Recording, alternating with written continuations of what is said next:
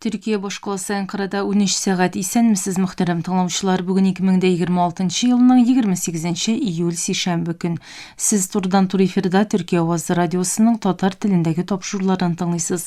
29 июль шәршәмбе көнне тапшыргыч станциясындагы төзекләндерү яңарту эшләре аркасында Türkiye Авазы радиосының ул көнге тапшыруларын кыска дулкын аша тыңлап булмаячак. Тапшыруларыбызны иярчен интернет һәм кесе телефоннарының ТРТ динле тыңла кушымтасы аша тыңлый аласыз. Тапшыруыбызның бүгенге чыгарылышында соңгы хәбәрләрдән соң Татарстан хәбәрләре программасы белән төрки дөньяның мәдәни мирасы язмасын тәкъдим итәрбез.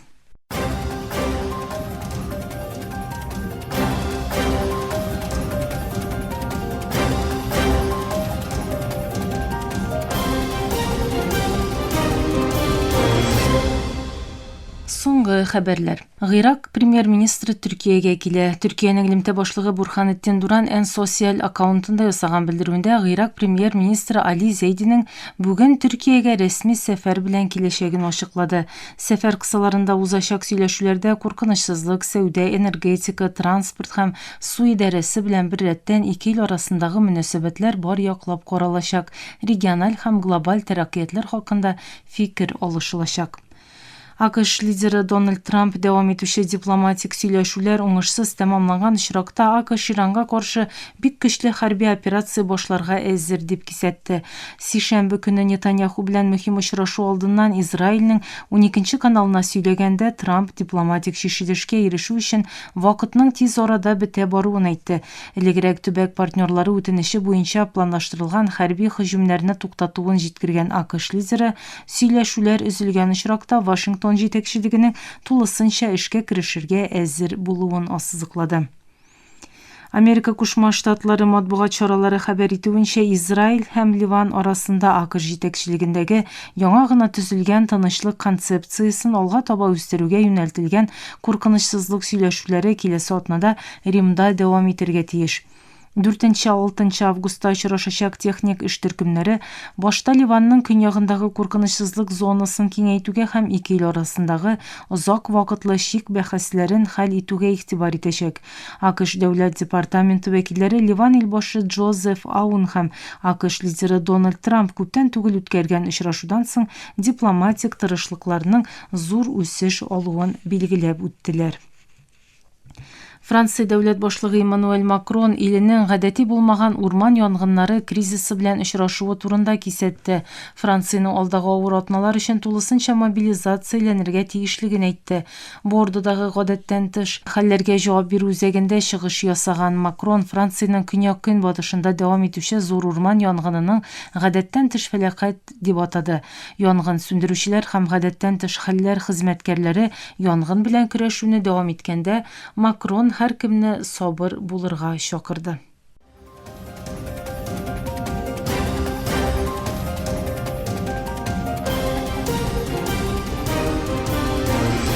Türkiye Авазы дулкыннарында соңгы хәбәрләр тыңлыйсыз. АКШ илбашы Дональд Трамп Нетаньяхуның Төркиягә F-35 хәрби очкычларын сатуга каршы булуын кире какты, чит илгә корал сату турындагы карарларны Вашингтон гына кабул итә дип ассызыклады. Илбашы очкычында журналистлар белән сөйләшкәндә Трамп бернинди чит ил лидеры да АКШның саклану экспорты карарларына йогынты ясый алмавын әйтте. Анкара җитәкчелегенең Израильне яки Нетаньяхуны якламавын кабул итеп, Трамп Төркияне көчле һәм ышанычлы берлектәш дип атады. Аның Сүрия һәм якын көнчыгыштагы стратегик ролен ассызыклады. Трампның сүзләре Анкарада узган НАТО саммитыннан соң яңгырады.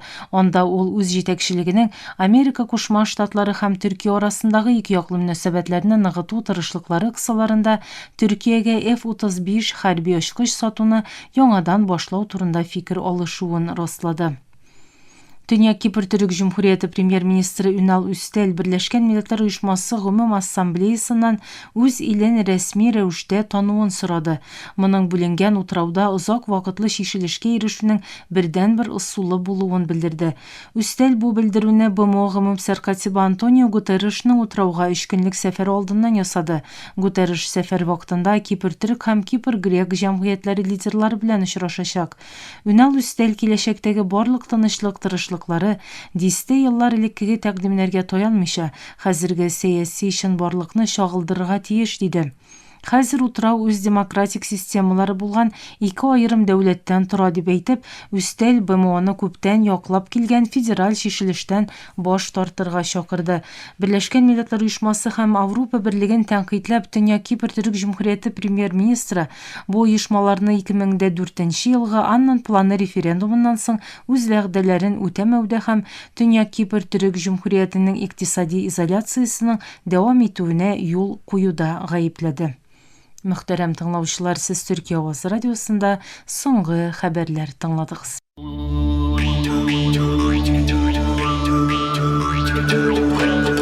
Төрки дөньяның мәдәни мирасы.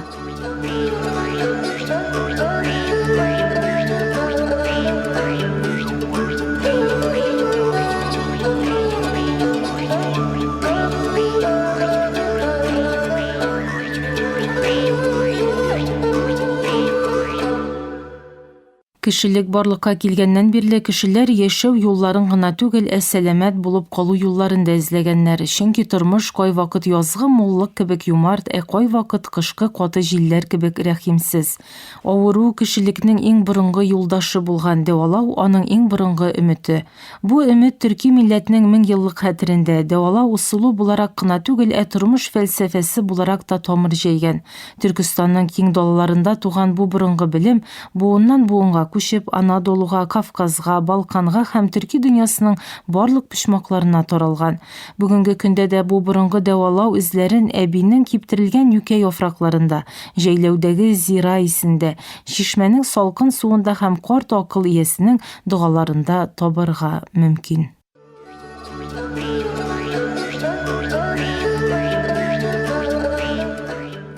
Түркстан шиксез күк далларны кочаклап алган, җил ирек турында пышылдаган һәм җир зирәклек турында сөйләгән борынгы ватан.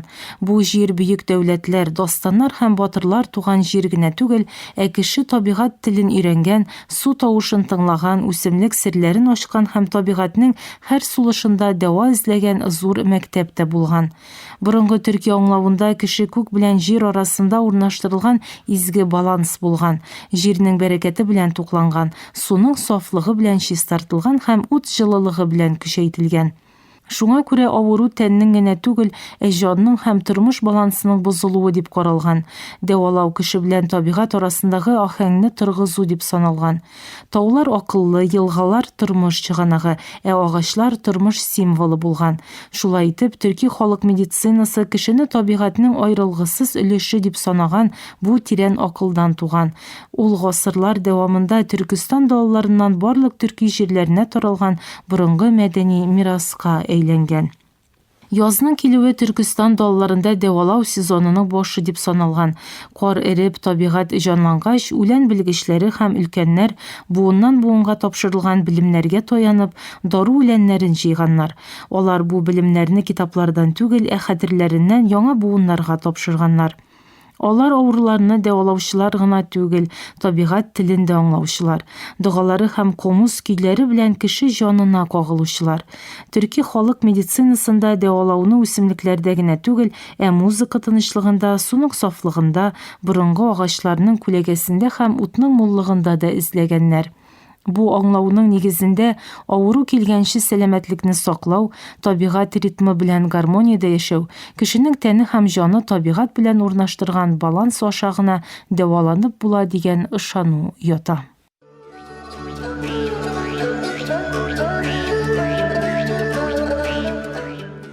Төрки дөньясындагы халык медицинасы ышанулар гына түгел, гасырлар дәвамында күзәтүләр һәм тәҗрибәләр белән формалашкан конкрет практикаларны да үз эченә алган. Казак һәм кыргыз далларында яндырылган артыш ботаклары авыру кешенең чатырындагы һаваны чистарта дип саналган. Алтай һәм Тыва төркиләрендә нарат сумаласыннан әзерләнгән мазьлар яраларны дәвалау өчен кулланылган. Уйгыр төркиләре ефәк юлы буйлап үсеш алган медицина традициясе ярдәмендә йөзләгән үсемлекләрдән әзерләнгән дарулар белән танылган. Анадолуда, Азәрбайҗанда һәм Төркмәнстанда сары мәтрүшкә, дөя сеңере, Зира кара түстәге кунжут, шалфей һәм гармала халык медицинасының айрылгысыз элементлары булган.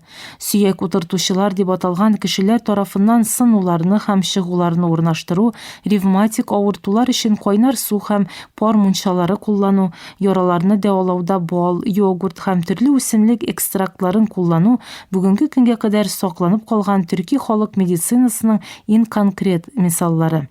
Бу практикаларның барысы да табигать тәкъдим иткән мөмкинлекләрне игътибар белән күзәтүче һәм буыннан буынга тапшыручы уртак төрки акылының нәтиҗәсе. Түркистаннан Анадолуга зур күченүләр белән бергә төрки халык медицинасының гасырлар буе тупланып килгән тәҗрибәсе дә яңа җирләргә күчерелә.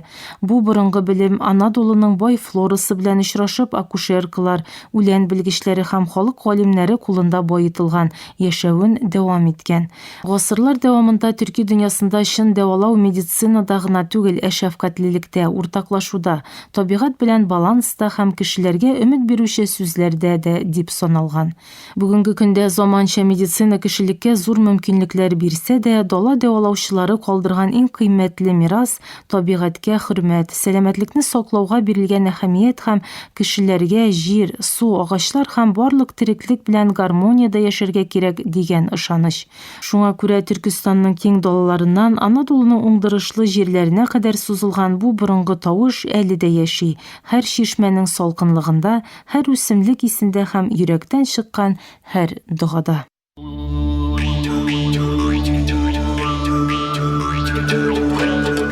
Төрки дөньяның мәдәни мирасы.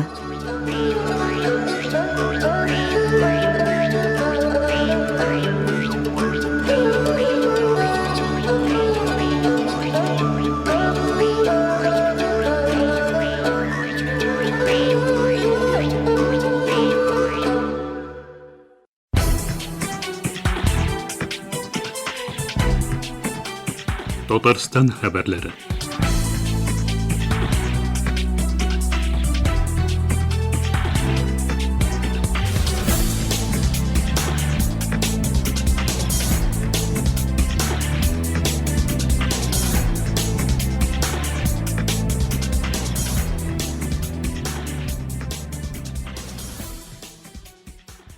Ике 2026 елның 6-18 августында Русия Федерациясының Новосибирск өлкәсендә милләтебез хәзинәләре Сибир сандыгында балалар этно-мәдәни фестивале узачак. Бу хакта Бөтендөнья Татар конгрессы матбугат хезмәте хәбәр итә, дип яза Татар информ агентлыгы. 10 көн дәвамында балалар татар теле, вокал, кулинария һәм милли бию дәресләренә йөрәчәк. Гамәли сәнгать һәм рәсем сәнгате иҗат остаханасында шөгыльләнәчәк. Шулай ук аларда татар халкы мәдәнияте белән таныштыра торган мавыктыргыч уеннар, бәйгеләр һәм башка бик күп чаралар көтә. Сабантуй милләт ара балалар танып белү уен программасын үткәрү сменаның финалы булачак.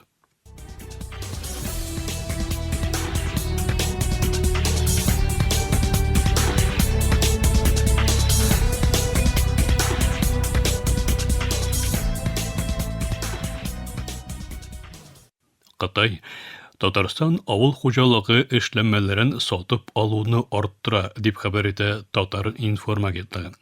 2026 елның 1 айында Татарстаннан Кытайга агропродукция экспорты арты. Агросәнәгать комплексы продукциясының куркынычсызлыгын һәм сыйфатын бәяләү федераль үзәгенең Татарстан филиалы белгечләре 31 мең тоннадан артык ашлык продукциясын тикшергән. Бу узган елның шушы чорындагы күрсәткечтән 56%-ка күбрәк. Ярты ел эчендә Кытай халык җумһуриятенә тимер юл буенча 5 партия киптерелгән азык-төлек борчагы, 4 партия читен һәм 2 партия рапс мае узатылган. Төяп җибәрү динамикасы аеруча нык сизелә.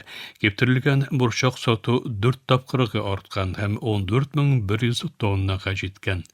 Читен күләме 41%-ка 11800 тоннага кадәр, рапс мае экспорты 17%-ка 7700 тоннага кадәр арткан. Тенденция Кытайның бертөкле кузаклы һәм майлы культуралар Шулай ук үсемлек майы белән кызыксынуын чагылдыра. Шул ук вакытта сатып алына торган продукция исемлегенең кимүе күзәтелә. Әгәр 1 ел элек экспорт исемлегенә солы һәм чыгындыр түбе дә кергән булса, агымдагы елда бу эшләмәләр юк. Экспортка җибәрелә торган продукциянең һәр партиясе агросәнәгать комплексы продукциясының куркынычсызлыгын һәм сыйфатын бәяләү федераль үзәгенең Татарстан филиалы сынау лабораториясендә җентекле контроль узган. Тикшерү нәтиҗәләре расланганча, бөтен продукция Кытай ягының катгый карантин һәм фитосанитар таләпләренә туры килә.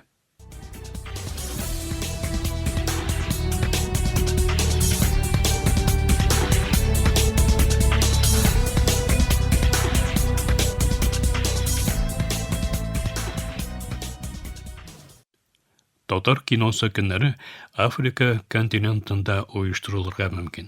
Бу хакта Татарстан башкаласына эш сәфәре белән килгән Буркина Фасоның Русия Федерациясендәге гадәттән тыш һәм тулы вакытлы илчесе Аристид Рабунгонба Людовик Тансоба белән очрашуда сүз барды, дип яза Бөтен дөнья татар конгрессы матбугат хезмәте. Татар-информ агентлыгы җиткергәнчә, илче Алтын мөнбәр Казан халыкара кинофестиваленең башкарма директоры Миләүшә Айтуганова белән очрашты. Алар Алтын мөнбәр фестивалендә Африка фильмнары санын арттыру мәсьәләләре, уртак алмашулар һәм мәдәни чаралар, шул исәптән Африкада татар киносы көннәре турында сөйләште.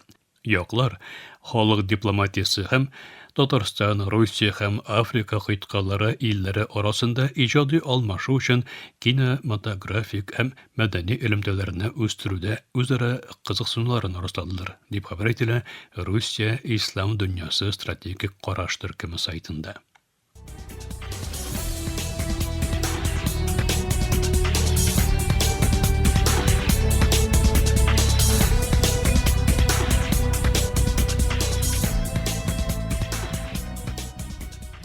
Азатлык радиосы Татарстандагы югары уку йортларының берсенең Америка Кушма Штатларының санкциялар исемлегенә кертелүе турында яза. АКШ Саклау министрлыгы шикле эшчәнлек алып барган һәм АКШ милли иминлегенә куркыныч тудырган чит ил белем бирү йортларының яңартылган исемлеген бастырып чыгарды. Исемлеккә Кытай, Русия һәм Иранда урнашкан 130 академик һәм тикшерү оешмасы эләккән, дип яза Настоящее время телеканалы. Исемлеккә Казандагы Топилов исемендәге Казан ил күләм тикшерү техник университеты КНИТУ КАИда кертелгән. Азатлык радиосының 2 сәгать сайын бер үлем. Татарстан һәм Башкортстаннан сугышта үлүчеләр саны 20 меңнән артты исемне язмасында исә. Русия Украинага каршы алып барган сугышта Башкортстан белән Татарстаннан кимендә 20 мең хәрби үлгән, дип җиткерә һәм сугышта һәлак булган хәрбиләр исемлеген Азатлык радиосы ачык чыганаклардан, рәсми хәбәрләрдән, социаль челтәрләрдән, некрологлардан, башка хәбәрләрдән туплый. Хакимият сугышта үлүчеләр санын әйтми. Чын саннар күпкә зуррак булырга мөмкин, дип искәртеп уза. Мөхтәрәм тамашачылар, Төркия авазының дулкыннарында Татарстан һәм татар дөньясы хәбәрләре белән таныштырубызда киләсе сишәмбе көнгә чаралышыбызда дәвам итәрбез.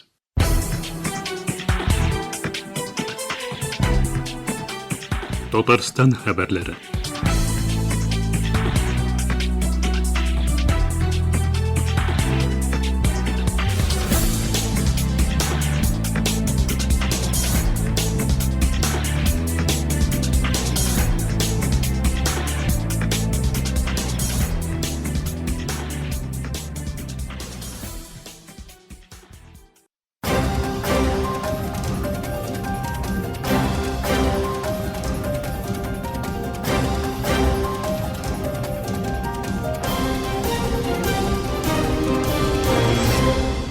Мөхтәрәм тыңлаучылар, Төркия Авазы радиосының татар телендәге тапшырулары шушының белән ахырына якынлашты. 29 июль шәршәмбе көнне тапшыргыч станциясындагы төзекләндерү, яңарту эшләре аркасында Төркия Авазы радиосының ул көнге тапшыруларын кыска дулкын аша тыңлап булмаячак. Тапшыруларыбызны иярчен интернет һәм кесе телефоннарының ТРТ динле тыңла кушымтасы аша тыңлый аласыз. Әлегә без сезнең белән сау буллашабыз. Эфирда киләсе очрашуга кадәр.